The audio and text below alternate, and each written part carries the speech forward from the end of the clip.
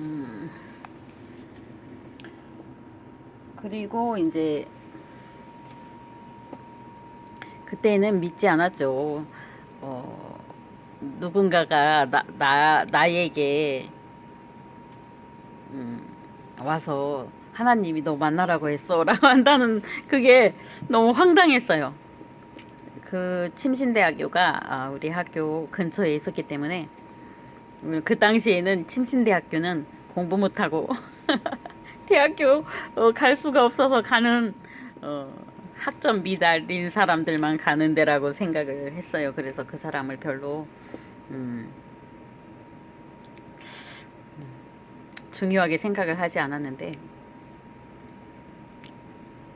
등굣길에 가끔 그 사람을 만나는 거예요. 연두빛 옷을 자주 입었던 남자였는데 지금은 어디서 뭘 하고 있을까? 그래서 이제 그 와중에 이제 학교를 못 가고 또 어떻게 해서 이제 대덕 연구단지에 취직을 하게 되었습니다. 총무과에서 이제 일을 하게 되었죠. 그런데 저를 신우회 모임에 화요일마다 모이는 신우회 모임에 가자고 매일 쫓아오는 사람이 있었습니다. 그 당시에 제가 이제 대학교를 못 가고 직장에 들어갔는데 배경이 다 박사, 석사, 서울대, 연고대, 뭐 이렇게 제일 낮은 게 경북대.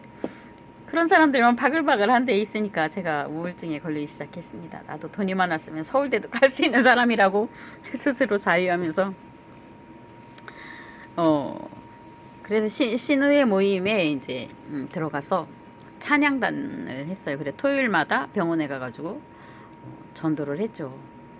그때 이제 해결하지 못한 문제가 있었어요. 그래서 내가 성경을 너무 모르구나. 그래서 성경을 읽기 시작을 했어요. 제 성경 읽는 모습을 어떤 남자가 보고 이제 도전을 하더라고요. 그러니까 도전장을 보냈어요. 당신이 성경을 읽는데 예수가 얼마나 많은 걸 치유를 하느냐. 당신의 교회에 예수의 영이 살아있으면 일요일날 교회에 가면 병이 다 나아야 된다. 이러면서 성경 구절을 이렇게 대주는데 저는 그 치유에 대해서 이제 목이 마르기 시작을 했습니다. 그래서 이제 그때부터 성경을 많이 읽었죠. 그런데 이제 깊이 있게 들어가지 못했기 때문에 이제 그분을 따라서 그분이 말하는 곳에 갔어요. 그건 뭐 여호와 증인도 아니고 안산홍도 아니고 요즘 말하는 신천지도 아닙니다. 아주 작은 교회고 지하학교에서 지하학교에 한 2, 30명 모여서 성경을 공부하는 교회였습니다. 그 뒤로 이제 연구소를 그만두고 갑자기 결혼을 하게 되는데 이제 너무 가난한 남자랑 결혼을 했고 그러다 보니까 아이들을 키우는데 약이 없으니까 기도를 하게 되었고 대용품을 찾게 되었고 그러다 보니까 한약에 관심이 갖게 되었어요. 그리고 성경을 한참 읽다 보니까 요한계시록에는 생명강가에 12종류의 나무가 있는데 그 열매로 인해서 사람들이 이제 그 열매를 먹고 그 잎사귀는 만국을 소성케 할 재료가 된다. 한약이잖아요. 그래서 성경에 이런 대목도 있구나 하는 걸 깨닫게 되면서 더 이제 한약에 관심을 갖게 되었죠. 그리고 이제 앞에 말한 것처럼 체증이라든가 이런 것을 다스리는데 늘 기도하면서 하나님의 음성을 들었어요. 그래서 암에 대해서 이제 생각을 하기를 제가 이렇게 구역질하고 하면서 나타난 현상, 거기서 이제 혼자 생각을 한 거죠.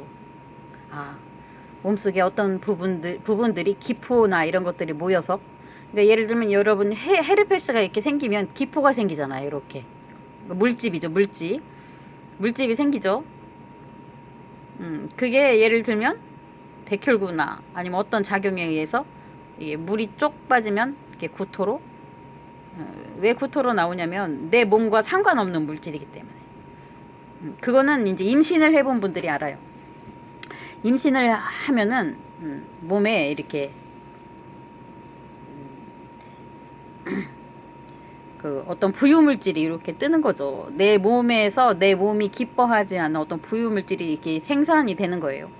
그러다 보면 이게 위에 이렇게 뜨는 거죠. 위에 이렇게 위에 가볍게 뜨는 거예요. 예를 들면 그게 곰팡이든지 뭐 그런 거죠.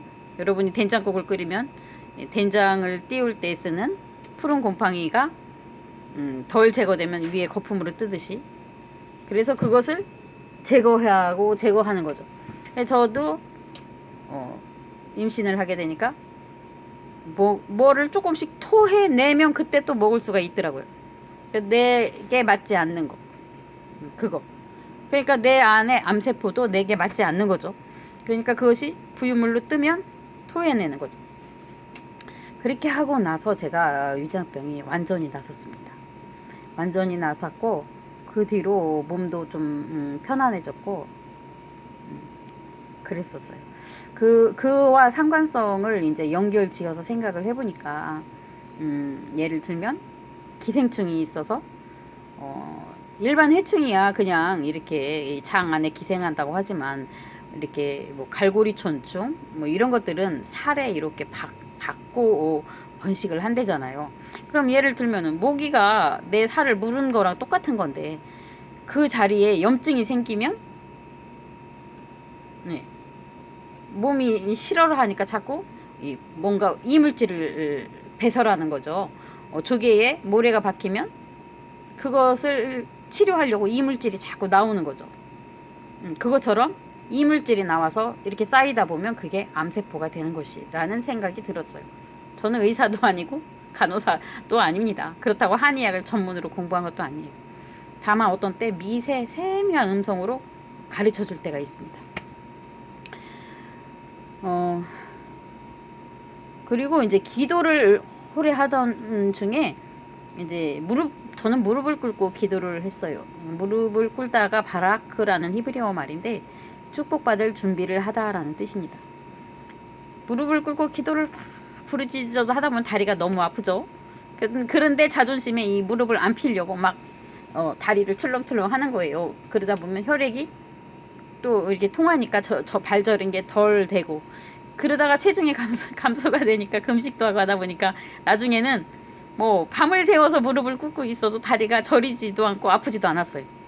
근데 그러다가 어느 날 이제 엎드려서 이렇게 자는데 발끝에부터 MRI 찍을 때 이렇게 열선이 이렇게 지나가는 거, 이렇게 선이 지나가잖아요. 어떤 그것처럼 발끝에서부터 전기가 이렇게 한 줄로 이렇게 훑어 올라가는 거예요. 그래서 그게 머리 끝까지 딱 지나가는데 쥐 한 번 나지 않았어요. 발이 저리지가 않아요. 그러면서 혈관과 어떤 그 막혀 있는 것들이 쫙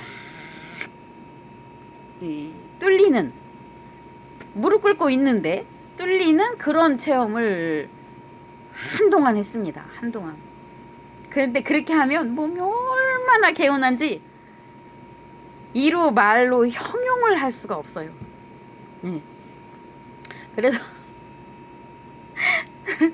남편은 저가 밤새도록 그러고 있으니 남편은 얼마나 힘들겠습니까? 날이면 날마다 그러고 있으니 저는 그게 너무 좋아. 남편 저리 가라. 기도하고 있으면, 아니 하나님하고 교제하고 있는데 불경스럽게 뒤에 와서 나를 건드린다고 매일같이 싸웠습니다. 그럼 남편은 도대체 예수라는 놈이 어떤 놈인데, 그러니까 제 머릿속에 제3의 남자라고 생각을 한 거죠. 그러면서 저랑 항상 다퉜습니다. 근데 저는 자, 주일날 이제 이거는 그분들이 가르쳐 준 건 아니에요. 저 혼자 제 안에 제 신앙이 들어갔는데 어떻게 들어갔냐. 일요일은 은혜 받아야 되니까 선교해야 되고, 월요일은 일요일날 받은 은혜 까먹을까봐 선교해야 되고, 제가 말하는 선결이라는 건 이 남녀 간에 잠자리를 안 하는 거죠. 화요일은 이제 어떻게 버티다 보니까 다투거나 뭐 하다 보니까 그냥 지나가고, 수요일은 수요 예배 가야 되니까 또 경건해야 되니까 선결해야 되고, 그리고 결국은 일주일 중에 그 목요일 하루밖에 없어요. 그런데 그날 다투거나 삐지거나 하면 그날도 또 그냥 지나가는 거예요. 금요일은 금식해야 되고 금요 철야 가야 되니까 또 옆에 오지 마. 토요일은 일요일 날 교회 가려니까 은혜 받아야 되니까 옷도 세탁해야지. 마음도 준비해야지. 성경도 준비해야지. 헌금 준비해야지. 그러니까 또 가까이 오지 마. 그러니까 우리 남편은 견딜 수가 없었어요. 365일 싸웠어요. 그게 이제 술과 연관이 되고 20년, 30년 싸웠습니다. 그러니까 뭐 이것 때문에 싸우고 저것 때문에 싸우고 싸우니까 집안에 물질도 쌓이지 않고, 그래도 아직까지 이혼 안 하고 버티고 살고 있습니다. 하면서 치유의 이야기를 마무리 져야 되는데, 그리고는 어느 교회를 갔는데요.